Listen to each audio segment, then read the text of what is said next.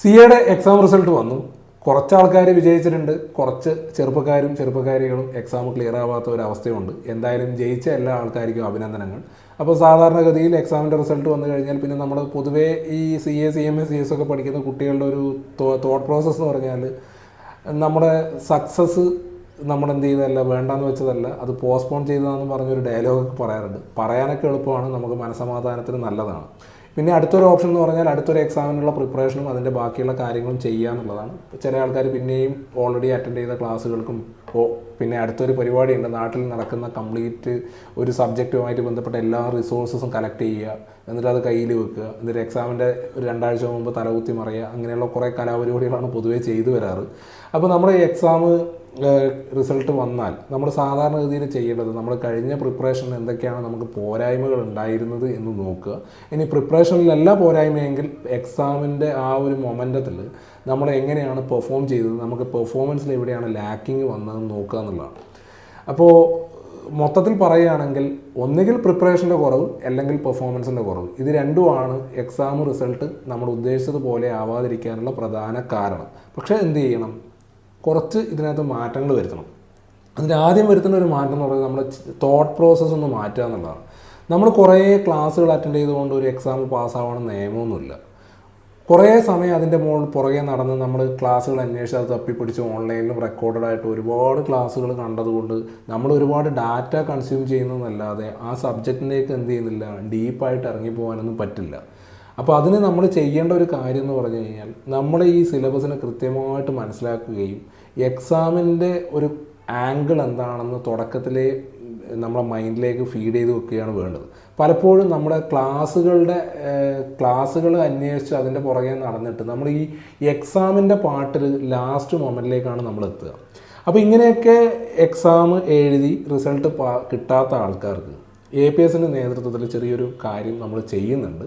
അപ്പോൾ CA intermediate ഇനി repeat ചെയ്ത് എക്സാം എഴുതാൻ ഉദ്ദേശിക്കുന്ന ആൾക്കാരുണ്ടെങ്കിൽ അവർക്ക് വേണ്ടിയിട്ടൊരു സ്പെഷ്യൽ പ്രോഗ്രാം, കുറച്ച് കുട്ടികൾക്ക് മാത്രമേ അഡ്മിഷൻ ഉള്ളൂ, 25 സ്റ്റുഡൻസിനാണ് അഡ്മിഷൻ. ബട്ട് നമ്മൾ ഇങ്ങനെ കുറേ ക്ലാസ്സുകൾ തരിക, കുറേ ക്രാഷ് ക്ലാസ് തരിക, അതേപോലെ കുറേ നോട്ട്സ് തരിക, അങ്ങനെയുള്ള പരിപാടികളൊന്നുമില്ല. നമ്മുടെ തോട്ട് പ്രോസസ്സ് എൻ്റയർലി ചേഞ്ച് ആക്കുക, സബ്ജക്റ്റിനെ അപ്രോച്ച് ചെയ്യുന്ന രീതിയിൽ ചെറിയൊരു മാറ്റം, നിങ്ങൾ ചെയ്യുന്ന കാര്യങ്ങളൊക്കെ തന്നെയാണ്, പക്ഷേ അതിനെ അപ്രോച്ച് ചെയ്യുന്ന രീതിയിൽ ചെറിയൊരു മാറ്റം വരുത്തിക്കൊണ്ട് ഒരു പ്ലാൻ നമ്മൾ റെസിഡൻഷ്യൽ പ്രോഗ്രാമായിട്ട് ചെയ്യുന്നുണ്ട്. അപ്പോൾ അതിനെക്കുറിച്ച് അറിയാൻ താല്പര്യമുള്ളവരുണ്ടാവും, ഇല്ലാത്തവരൊക്കെ ഉണ്ടാവും. അപ്പോൾ അവർക്ക് വേണ്ടിയിട്ട് അതിൻ്റെ ഡീറ്റെയിൽഡ് പ്രൊസീജിയറും പ്രോഗ്രാം ഷെഡ്യൂളും എന്താണെന്നുള്ളത് നിങ്ങളോട് ഷെയർ ചെയ്യാൻ വേണ്ടിയിട്ട് ഒരു വെബിനാർ വെക്കുന്നുണ്ട്. താല്പര്യമുള്ളവർക്ക് ജോയിൻ ചെയ്യാം. പിന്നെ ഒരു കാര്യം ആദ്യമേ പറയാം, എന്ത് പ്രോഗ്രാം ആയാലും എന്ത് കാര്യങ്ങളായാലും ഇൻസ്റ്റൻ്റായിട്ടൊന്നും നടക്കില്ല. അപ്പോൾ നമ്മൾ കുറേ കാലങ്ങളായിട്ട് പഠിച്ചു വെച്ചിരിക്കുന്ന കുറേ കാര്യങ്ങളുണ്ട്, അതിൽ നമുക്ക് ആവശ്യമുള്ളതുമുണ്ട് ഇല്ലാത്തതുമുണ്ട്. അപ്പോൾ ആദ്യം തന്നെ നമ്മൾ മനസ്സിലാക്കേണ്ടത്, നമ്മളൊരു പ്രൊഫഷണൽ എക്സാം ആണെങ്കിൽ അതിൻ്റേതായ ഒരു അപ്രോച്ച് നമുക്ക് ഉണ്ടായിരിക്കണം എന്നുള്ളതാണ്. അത് മറ്റുള്ളവരെ ഡിപ്പെൻഡ് ചെയ്തുകൊണ്ട് നമുക്ക് എന്ത് ചെയ്യാൻ പറ്റില്ല, നേടിയെടുക്കാൻ വേണ്ടി പറ്റില്ല. അപ്പോൾ മറ്റുള്ളവരുടെ ഡിപ്പെൻഡൻസി കുറച്ചിട്ട് നമുക്ക് എങ്ങനെ എക്സാം ആപ്റ്റായിട്ട് ഇനി എഴുതാൻ പോകുന്ന ഒരു അറ്റംപ്റ്റിൽ പാസ്സാവാം എന്നുള്ളതിനെക്കുറിച്ച് മാത്രമുള്ള ഡിസ്കഷനും അതിനു വേണ്ടി മാത്രമുള്ള തയ്യാറെടുപ്പുകളും ചെയ്യാൻ താല്പര്യമുള്ളവർക്ക് ഈ പ്രോഗ്രാം ഗുണം ചെയ്യും. പിന്നെ ബാക്കി ക്ലാസ് എന്ത്, അതിൻ്റെ സബ്ജക്റ്റ് എന്ത്, അതിൻ്റെ മറ്റു കാര്യങ്ങൾ എന്ത്, ഇതൊക്കെയാണ് ചിന്തിക്കുക.